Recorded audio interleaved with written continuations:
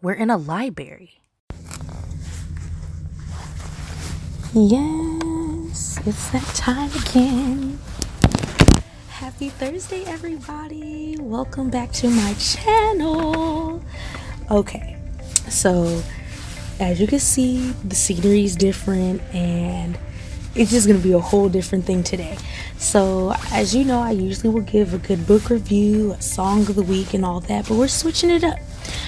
This week, I'm going to be giving you my top 5 tips of what you should do before applying to go to a school to receive your master's in library and information science. I get this question so much because, well, I guess because that's what I'm always talking about, because as you know, I'm in a struggle bus of finishing it, but we're almost there. In my second year of the program at Denver University, and I always get the questions of how I chose it, why I chose it, is it worth it? So here are some tips that I think will help you decide if it's worth it for you. So for number 1, I would suggest that you research. I can't say that enough, because I feel like people just jump into this without knowledge of what a master's in library and information science is and the reasoning behind it, because you don't need a master's in library science to work in a library. You need it to become a librarian, and if that's not your goal, then don't go spend that extra money. But if it is your goal, it's time to shell it out. When I say research the schools, research the program, research if it's going to be just online, if they offer online and in-person classes. Research the timeline, research the courses offered. Do they offer things like, if you're interested in archives, are there multiple archives courses? Are there multiple collection management, children's, teens, all these things you want to really think about and look at each course catalog of the schools that you're applying to before choosing that school. I think it's very important, and shop around. You don't buy things at the first store all the time because you're going to several. You want to see who has the best products for you. Okay, so number 2, I would say apply to work in a library to get a feel for it, because I feel like sometimes people have an idea of what it's like to work in a library, and it's not always the sunshine and glamour that we may show in our TikToks, or just in a day in the life and things like that. I think that it's good to get your own viewpoint of the behind the scenes, and if it's something that you're going to want to do and come to every day to do. If you're going to work with the public or not, that's also a big decision to make. So working in a library is key. And if you can't work into a library, also volunteer, because all of this is just going to be really good for your resume, because you want experience, especially while you're going to school, because a lot of times what you're doing on the job is exactly what they're talking about in the classes, and just working from the viewpoint of, just doing the work while learning it, I think is 100% better, just because you could add it to your resume. It's on the job skills, and it's just good for you to have knowledge of working in a library. So number 3, I talked about time already, but if you're working a full-time job, do you have time to do this?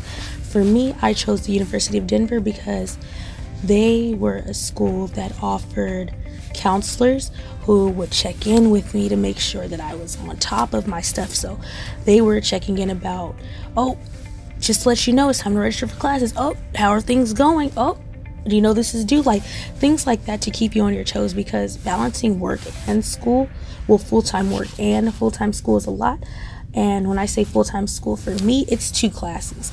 So imagine going to work 8 hours a day and doing homework for 2 classes. It may not seem like a lot, but it's a lot, because you still have to fulfill the requirements of work while doing schoolwork. And you don't really have much wiggle room in the way of those. So like on the weekends, you're hustling and working. So it's a lot of time management. Get a planner, get several planners, and write it down. Write down your homework.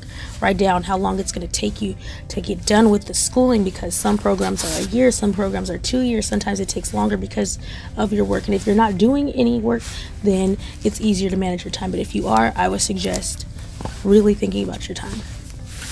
So for number 4, this is something that I don't stress enough, and I guess I should I guess being as honest as possible. Diversity. Just know going in that the library field is not diverse.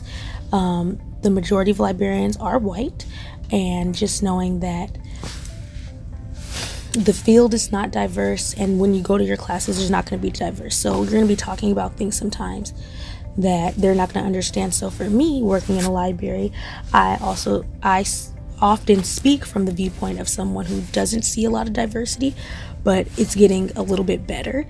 So I'm seeing the changes, but it's not always so rapid. So just knowing that, knowing that not everybody's going to see your perspective, from coworkers to students, all of that, and just keeping that in mind. And I guess that's something also to keep in mind when going to apply for jobs. Do they have a diverse staff? Do they have a diverse collection of books and things like that to keep in mind as well? And number 5, the group work. I cannot stress this enough. You have so much group work in Master's in Library Science programs, because librarianship is a lot of group work. You're partnering with schools, librarians in your system, teachers, after school programs, and different things in the community to make the best programming, the best opportunities for the youth, or whomever it is that you are working for as a librarian. So that's really something to keep in mind, that you're going to be doing a lot of projects, a lot of papers with people, and that might not seem like something that you're going to want to do. You should really think about that, because there's going to be a lot of group projects and things like that. So yeah, just after giving you all these points, all 5, a little extra on the end there would be just stay true to you in the process. Know that this is something that you're working towards and something that you love doing, so don't give up. It's going to get hard. You're going to get senioritis. You're going to be like, when is this over? But in the end, it's all going to be worth it. So yes, those are my 5 tips of what you should do before applying for your MLIS, and I hope this helps you. If you have any more questions, be sure to write me below in the comments. Remember to like and subscribe, and we'll have a new video next week. I'll be talking about White Smoke by Tiffany D. Jackson, and if I finish it, I will also be talking about Token Black Girl by Danielle Prescott.